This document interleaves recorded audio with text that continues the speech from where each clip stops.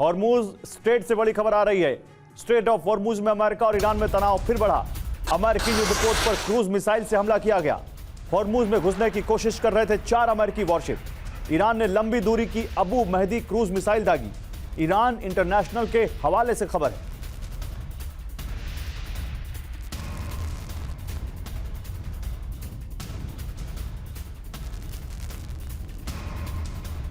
तो देखिए, straight of Hormuz में तनाव फिर बढ़ा है। ईरान ने लंबी दूरी की क्रूज मिसाइल दागी है जो अमेरिका के वॉरशिप्स के पास जाके गिरी हैं। ईरान इंटरनेशनल ने यह खबर दी है। तो स्ट्रेट ऑफ हॉर्मुज में तनाव फिर बढ़ गया है क्योंकि पिछले 3 दिन में अमेरिका ने बंदर अब्बास में 2 बार मिसाइल हमले किए हैं, ड्रोन अटैक किए हैं और इस तरफ ईरान ने भी पलटवार किया है। तो अमेरिकी वॉरशिप पर क्रूज मिसाइल से इस बार ईरान का हमला।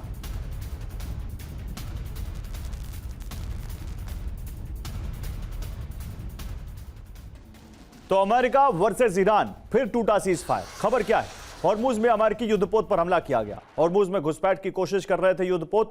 एक साथ अमेरिका के 4 युद्धपोतों की घुसपैठ। ईरान ने लंबी दूरी की क्रूज मिसाइल दागी। ईरानी आक्रामकता के बाद वापस लौटे युद्धपोत और इसके बाद आप देखिए, ये सीज फायर तो टूटा ही है, लेकिन इसके आगे क्या हो सकता है, इसके मायने क्या है? ईरान हॉर्मुज में अपने वर्चस्व को कायम करना चाहता है। अमेरिका अभी भी हॉर्मुज में दाखिल होने में सक्षम नहीं है। हॉर्मुज में तनाव का असर अमेरिका और ईरान समझौते पर।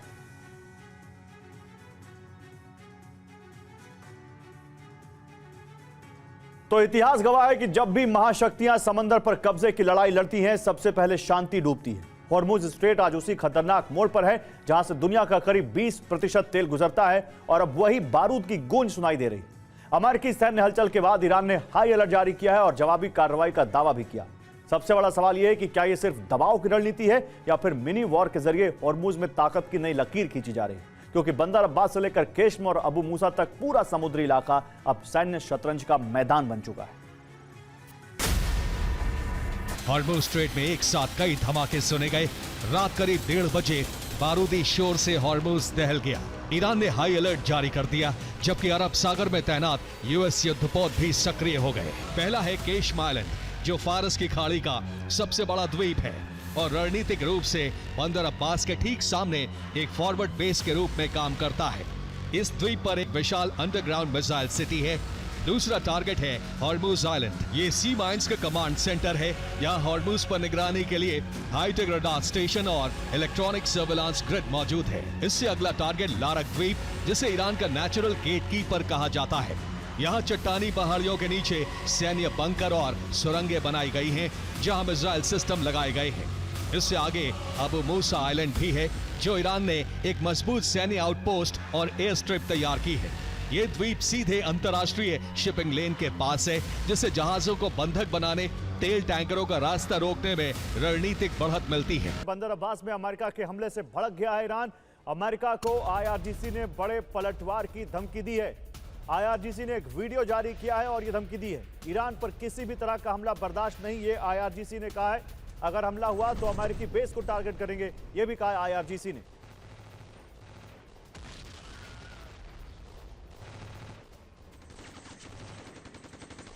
तो बंदर अब्बास का बदला अमेरिकी बेस। आईआरजीसी ने क्या धमकी दी है ये समझिए। किसी भी तरह का हमला बर्दाश्त नहीं होगा, यह कहा आईआरजीसी ने। अमेरिकी हमले का मुंहतोड़ जवाब देंगे। ईरान की प्रतिक्रिया निर्णायक होगी। अमेरिकी बेस को टारगेट किया जाएगा। आईआरजीसी का एक्शन भी देखिए। हॉर्मुज के पास अमेरिकी वॉरशिप पर हमला किया गया। हॉर्मुज में नाकाबंदी को और सख्त किया गया। आगे क्या हुआ? आईआरजीसी की कार्रवाई से जंग के भड़कने के आसार पैदा हो गए। धमकी के बाद पश्चिम एशिया में तनाव बढ़ गया है। अमेरिका अगर हमला करता है तो हालात और बिगड़ जाएंगे। उधर ईरान ने जाहिर कर दिया है कि बारूद का जवाब भी बारूद से ही मिलेगा।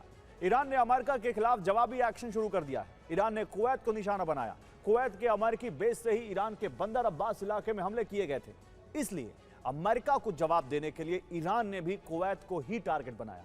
सीज फायर के बावजूद ईरान ने हमले के लिए अपने आत्मघाती ड्रोन और मिसाइल का हमला किया। कुवैत में अचानक हमले से अफरा तफरी मच गई, लेकिन ईरान ने किसी रिहायशी इलाके को टारगेट नहीं किया। सभी हमले अमेरिकी बेस को निशाने पर रखकर किए गए। कुवैत पर सुबह 4:50 पर हमला हुआ। ईरान की तरफ से कई ड्रोन और मिसाइल दागी गई। कुवैत में एयर डिफेंस से कई बार मिसाइलें दागी गई।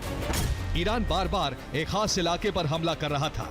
ईरान के निशाने पर कुवैत में मौजूद अमेरिकी सेना का बेस था। अमेरिकी बेस पर पैट्रियट और दूसरे डिफेंस सिस्टम की तैनाती है, लेकिन ईरान ने सभी हमले खुजेस्तान से किए। खुजेस्तान का इलाका कुवैत के ठीक सामने है। सभी हमले ईरान के दक्षिण पश्चिमी छोर से किए गए। ईरान की तरफ से कहा गया है कि कुवैत पर हमला दुश्मन के लिए चेतावनी है। अमेरिका के हर हमले का मुंह तोड़ जवाब देंगे। हमारा हर एक्शन पहले से अधिक घातक होगा। अमेरिकी हमले की जानकारी सुप्रीम लीडर को दी गई है। सुप्रीम लीडर मुज्तबा ने सेना प्रमुख को नया आदेश दिया है। ईरान की सेना ने अब कई मोर्चों पर नई टीम का गठन किया है।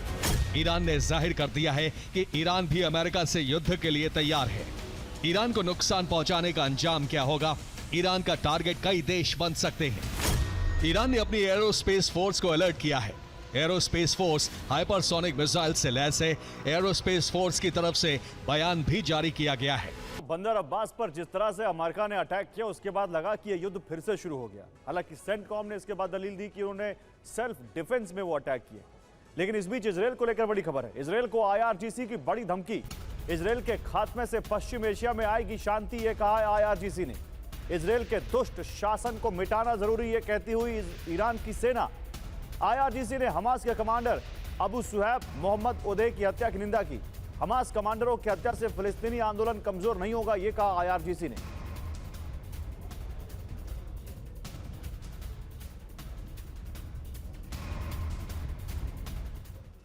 तो हमास कमांडर की हत्या से भड़क गया ईरान। खबर क्या है? इजरायल ने हमास के 2 कमांडरों की हत्या कर दी। हमास सैन्य विंग का प्रमुख मोहम्मद ओदेह मारा गया। हमास के सीनियर कमांडर अबू सुहैब की भी हत्या की गई। IRGC ने क्या कहा? इजरायल के खात्मे की धमकी दी। इजरायली शासन को दुष्ट बताया। पश्चिम एशिया में अशांति के लिए इजरायल जिम्मेदार है। इजरायल की सरकार शैतानी प्रकृति की है। गाजा में ट्रंप की शांति योजना विनाशकारी है। तो ट्रंप ने पूरे यूरोप का समीकरण बदल दिया है। जैसे ही ट्रंप ने अमेरिका फर्स्ट नीति के तहत यूरोप से दूरी बनाई है, वैसे ही यूरोप को अपनी सुरक्षा की चिंता सताने लगी है। और इसी चिंता ने अब यूरोप के देशों में गठबंधन की नींव डाल दी। और गठबंधन साधारण नहीं है, बल्कि न्यूक्लियर अम्ब्रेला वाले भी इसमें शामिल हैं। क्या यूरोप में महायुद्ध का काउंटडाउन शुरू हो गया? क्या यूरोपीय देश खुद रूस का सामना करने वाले हैं? फ्रांस का न्यूक्लियर कवच विस्तार नॉर्वे तक। इसी दौर में नॉर्वे और फ्रांस ने ऐतिहासिक रक्षा समझौते पर हस्ताक्षर किए हैं, जिसमें नॉर्वे अब फ्रांस के परमाणु सुरक्षा कवच के दायरे में होगा।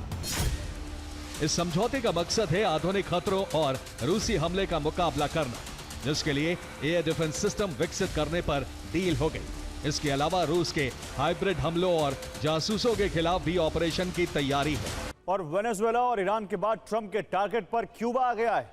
क्यूबा पर किसी भी वक्त अमेरिका का हमला संभव है। क्यूबा पर हमले के लिए अमेरिकी सैनिक तैयार हैं। ईरान के बाद अब ट्रंप के टारगेट पर क्यूबा। अमेरिकी सैनिक किसी भी वक्त क्यूबा पर हमला कर सकते हैं। किसी भी वक्त क्यूबा पर हमला संभव है। सैनिक तैयार है अमेरिका के।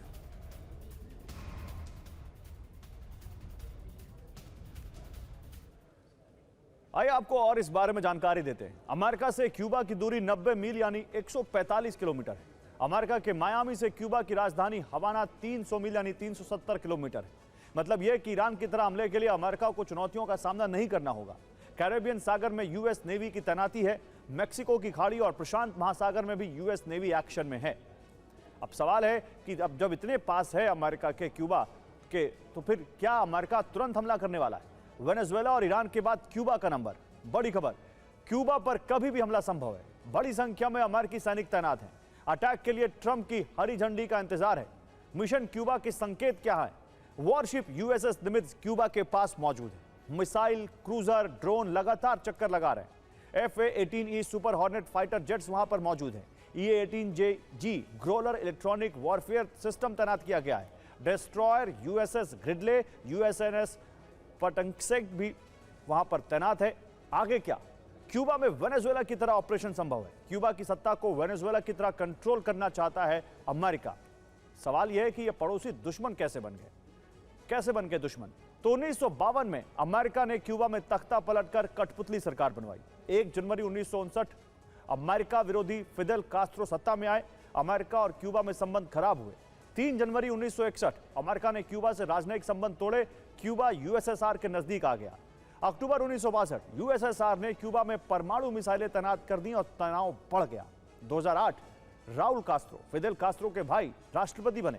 अमेरिका से उनके संबंध ठीक हुए। 17 दिसंबर 2014 बराक ओबामा और राउल कास्त्रो ने संबंध सुधारने की घोषणा की। जुलाई 2015 दोनों देशों ने 54 साल बाद फिर से दूतावास खोले, राजनयिक संबंध बहाल हुए। 2017 ट्रंप ने ओबामा की नरमी वाली नीति पलटी और फिर से क्यूबा पर प्रतिबंध लगा दिए। 2021 से 2024 क्यूबा में आर्थिक संकट आ गया, बिजली संकट आ गया। 2025-26 अमेरिका और क्यूबा के बीच तनाव बढ़ा। ट्रंप ने हमले की कई बार धमकी दी। दुश्मनी की वजह क्या है? साम्यवाद बनाम पूंजीवाद की नीति। सोवियत संघ से क्यूबा की दोस्ती। क्यूबा ने अमेरिकी कंपनियों का राष्ट्रीयकरण किया। कोल्ड वॉर में क्यूबा यूएसएसआर के साथ रहा। यूएस को अपने पड़ोस में दुश्मन का होना बर्दाश्त नहीं है और इस वजह से क्यूबा के पीछे पड़ गए अब ट्रंप।